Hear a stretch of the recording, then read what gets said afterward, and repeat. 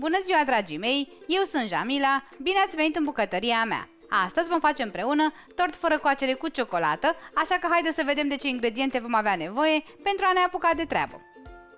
Ingrediente. Pentru tort vom avea nevoie de 300 de grame de biscuiți de cacao cu cremă de vanilie, o jumătate de litru de smântână pentru frișcă, 150 de grame de marshmallows, 100 de grame de unt topit, 100 de ml de lapte, 10 grame de gelatină, 50 de grame de zahăr pudră și 240 de grame de ciocolată Poiana cu 65% cacao.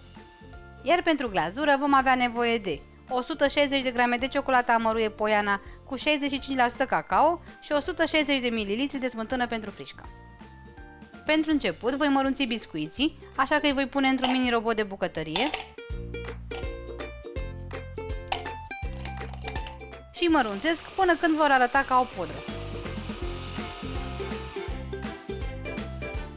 Îi voi pune într-un bol și voi proceda la fel și cu restul biscuiților rămași. Peste biscuiții mărunțiți voi adăuga untul topit și răcit și voi amesteca foarte bine totul. Transfer biscuiții într-o tavă cu diametrul de 23 de cm. Îi compactez foarte bine cât să se formeze un blat. Voi pune apoi tava la frigider cât timp ne vom ocupa de cremă.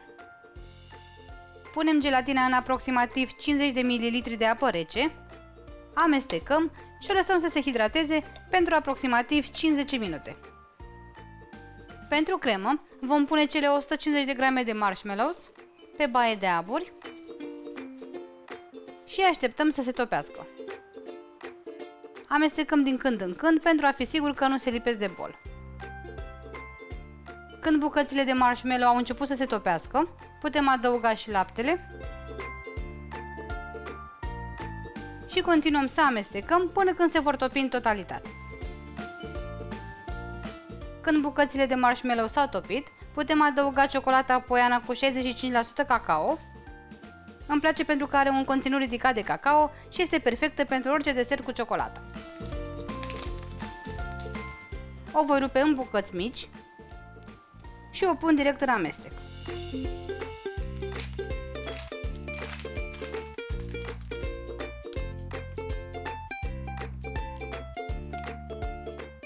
Amestec în continuare până când ciocolata se va topi și ea în totalitate. Când ciocolata s-a topit, cam așa va trebui să arate amestecul. Pot adăuga gelatina hidratată și aștept să se topească și ea. Focul trebuie să rămână foarte mic, astfel încât crema să nu se taie. Când gelatina s-a topit, crema este gata, așa că o luăm de pe foc și așteptăm să ajungă la temperatura camerei. Când crema a ajuns la temperatura camerei, putem să batem frișca, așa că voi pune smântâna pentru frișcă în bolul unui mixer. Aceasta este foarte rece. Voi adăuga zahărul pudră și voi bate frișca pe jumătate, adică cât să fie spumoasă și aerată.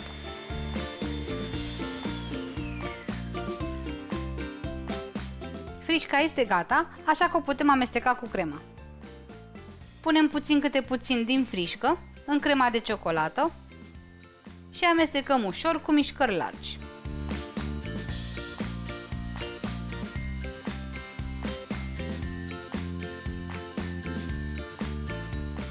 Punem crema de ciocolată peste blatul de biscuiți.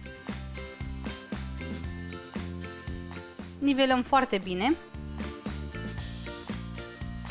Și voi da tortul la frigider pentru cel puțin 6 ore sau cel mai bine peste noapte. Când crema s-a întărit, ne putem ocupa de glazură, așa că voi pune smântâna într-o cratiță. Focul este la mic. Iar în smântână voi adăuga ciocolata amăruie Poiana cu 65% cacao, pe care o voi rupe în bucățele.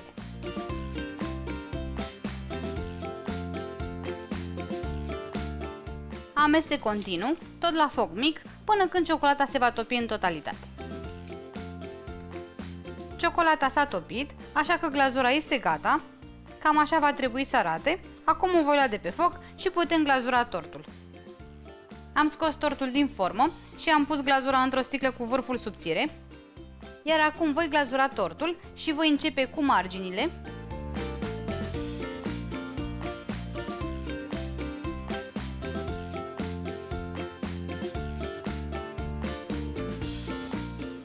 Iar apoi voi pune restul de glazură și deasupra, folosind aceeași sticluță. După ce am glazurat în totalitate tortul, îl voi da din nou la frigider pentru cel puțin o oră, cât să se întărească glazura. Dacă doriți, puteți nivela glazura cu o spatulă. Mie îmi place foarte tare efectul creat de sticlă, așa că îl voi lăsa fix cum este acum. Dragii mei, tortul suprem cu ciocolată este gata, arată absolut minunat. Eu l-am decorat cu puțină ciocolată poiana răzuită.